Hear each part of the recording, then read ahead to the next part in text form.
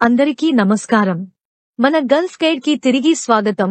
భారతీయుల కోసం మొదటి నుండి గల్ఫ్ దేశాలలో వృత్తిని నిర్మించడంపై మా సిరీస్. నేటి వీడియోలో మేము ఒక ముఖ్యమైన అంశాన్ని కవర్ చేస్తాము: గల్ఫ్ దేశంలోకి వెళ్లడం మరియు స్థిరపడడం. మీరు మా మునుపటి వీడియోలను కోల్పోయినట్లయితే దిగువ వివరణలో లింక్ చేయబడిన ప్లే జాబితాను తనిఖీ చేయండి. వెంటనే డైవ్ చేద్దాం. దశ 1: మీ తరలింపును ప్లాన్ చేయండి. మొదట, మీ కదలికను ప్లాన్ చేయడం చాలా ముఖ్యం. ఉత్తమ డీళ్లను పొందడానికి మీ విమానాలను ముందుగానే బుక్ చేసుకోవడం ద్వారా ప్రారంభించండి. మీరు మీ వస్తువులను చాలా వరకు తరలిస్తారు కాబట్టి పేరున్న ఎయిర్లైన్స్ కోసం చూడండి మరియు వారి బ్యాగేజీ విధానాలను పరిగణించండి. తదుపరి, పరిశోధన వసతి ఎంపికలు. మీరు తాత్కాలికంగా హోటల్లో ఉండాలనుకుంటున్నారా లేదా వెంటనే అద్దె అపార్ట్మెంట్ను కనుగొనాలనుకుంటున్నారా అని నిర్ణయించుకోండి. ఎయిర్బిఎన్బి, బుకింగ్.com వంటి వెబ్సైట్లు మరియు స్థానిక రియల్ ఎస్టేట్ పోర్టళ్లు చాలా సహాయకారిగా ఉంటాయి. ప్యాకింగ్ విషయానికి వస్తే, అవసరమైన వస్తువుల చెక్లిస్ట్ను తయారు చేయండి. మీ పాస్పోర్ట్, వీసా, ఎడ్యుకేషనల్ సర్టిఫికెట్లు మరియు వర్క్ పర్మిట్లు వంటి ముఖ్యమైన పత్రాలను మర్చిపోవద్దు. మీ రోజువారీ అవసరాలను ప్యాక్ చేయండి, కానీ మీరు స్థానికంగా అనేక వస్తువులను కొనుగోలు చేయవచ్చని గుర్తుంచుకోండి. దశ 2: స్థానిక ఆచారాలు, చట్టాలు మరియు రోజువారీ మర్యాదలను అర్థం చేసుకోండి. స్థానిక ఆచారాలు మరియు చట్టాలను అర్థం చేసుకోవడం సాఫీగా పరివర్తన చెందడానికి చాలా ముఖ్యమైనది. ప్రతి గల్ఫ్ దేశానికి దాని స్వంత నియమాలు మరియు సాంస్కృతిక నిబంధనలు ఉన్నాయి. వాటి గురించి తెలుసుకోవడానికి సమయాన్ని వెచ్చించండి.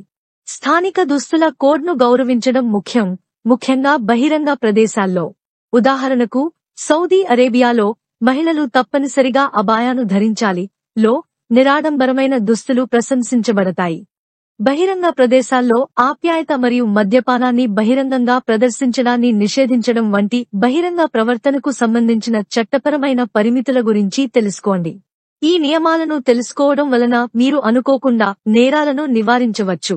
దశ 3: బ్యాంక్ ఖాతాను తెరవండి. స్థానిక సిమ్ కార్డ్ని పొందండి మరియు స్థానిక అధికారులతో నమోదు చేసుకోండి. మీరు వచ్చిన తర్వాత చేయవలసిన మొదటి పని బ్యాంకు ఖాతా తెరవడం. ఇది మీ ఆర్థిక నిర్వహణను సులభతరం చేస్తుంది మరియు మీ జీతం స్వీకరించడానికి తరచుగా అవసరం.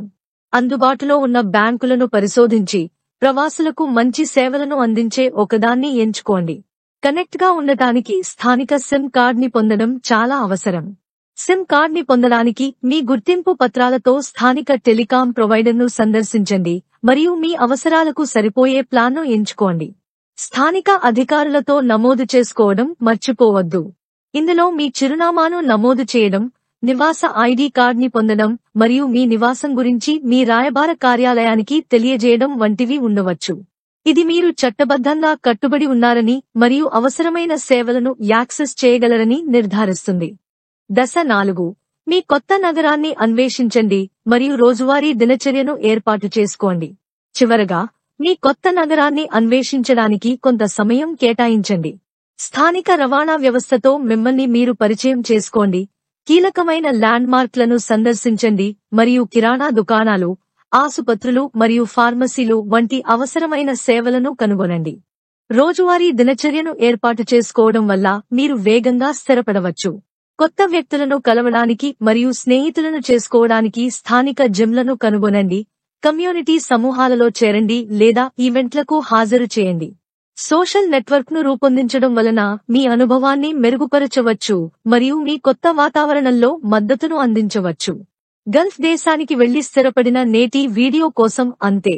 ఈ దశలు మీకు సాఫీగా మారడానికి సహాయపడతాయని నేను ఆశిస్తున్నాను. మీకు ఏవైనా ప్రశ్నలు ఉంటే లేదా మరింత సమాచారం కావాలంటే దిగువన వ్యాఖ్యానించండి. గల్ఫ్ దేశాలలో వృత్తిని నిర్మించుకోవడంపై మరిన్ని వీడియోల కోసం లైక్ చేయడం, షేర్ చేయడం మరియు సబ్స్క్రైబ్ చేయడం మర్చిపోవద్దు. చూసినందుకు ధన్యవాదాలు. తదుపరి వీడియోలో కలుద్దాం.